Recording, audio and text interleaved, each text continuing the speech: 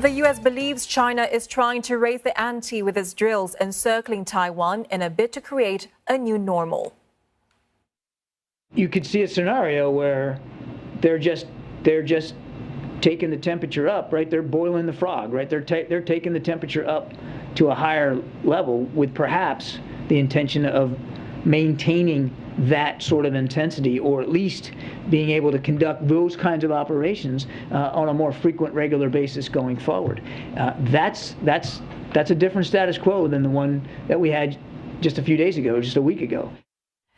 The U.S. has its own nuclear-powered warship, the USS Ronald Reagan, currently located near western Japan. Reports say it has since retreated after Beijing's military set off a shooting range east of Taiwan. The carrier had conducted air and maritime transits through the Taiwan Strait. Washington earlier said it will not be deterred from operating there and supporting Taiwan. And for more, Dr. Lim Tai Wei joins us now from Tokyo. He is Adjunct Senior Research Fellow at the East Asian Institute at NUS. Dr. Lim, we are seeing a major escalation by China. Should we be concerned that this would eventually turn out to be a full-fledged attack on Taiwan? I think there are many voices in the region that's working towards calmness and stability. Both the Korean president, South Korean president, as well as the Prime Minister Kishida have asked for calmness. And the word is repeated many times, calmness and stability in that region. And in the Cambodian ASEAN meeting, ASEAN as an organization has also collectively mentioned that they are on standby and willing to be a platform to tune down the temperatures. So given that there is regional consensus for reimposing calmness and stability in the region, it appears that at this moment there is still expectations that this temperature will eventually subside. So calling for calmness and stability in the region, the U.S. has also said that China has chosen to overreact and that the U.S. expects the Chinese to continue to react in the coming days. Is Beijing using Ms. Pelosi's visit as an opportunity to change the status quo in the Taiwan Strait? And what can Washington really do now to ease the tensions? I think the U.S. Has two very important allies in the region, which is Seoul and Tokyo. They are what you may call whisperers. Washington's whispers on China, and both countries have reached out through public and private channels to ensure that the region is able to revert back to calmness and stability. And there is also a perceived neutral platform for ASEAN to play. And so if Washington reaches out to these Asian partners and friends, similarly, Beijing will also be doing the same thing.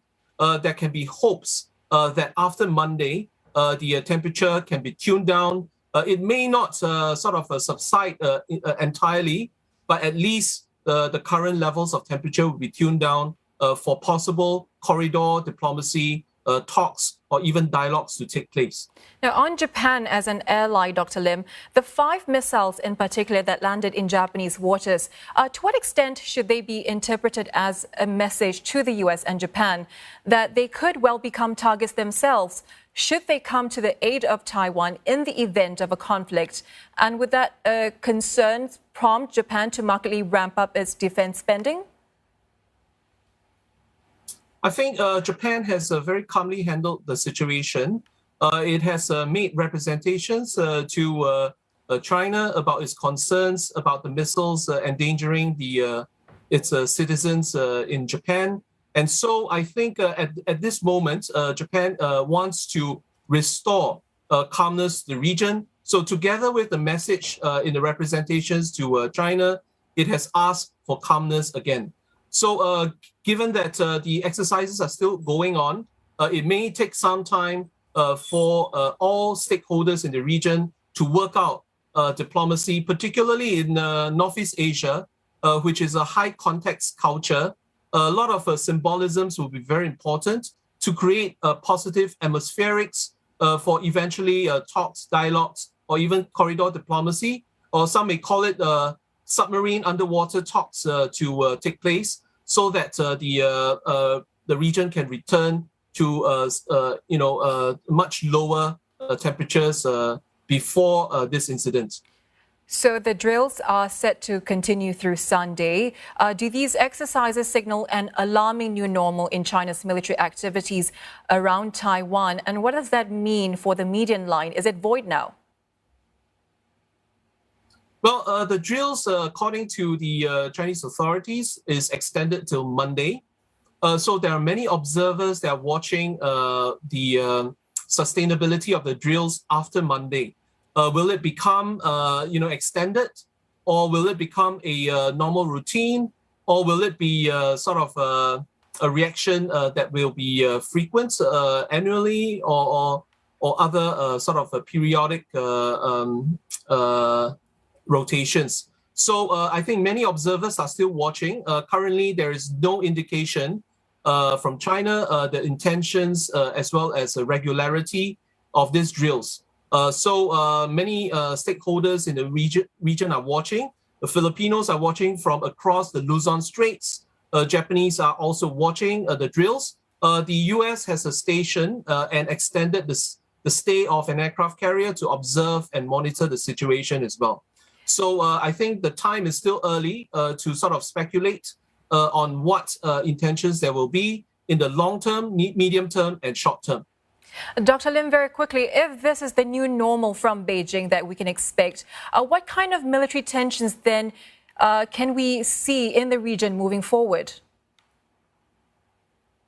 I think there's likely to be an increase in defense spending in the stakeholders in the region.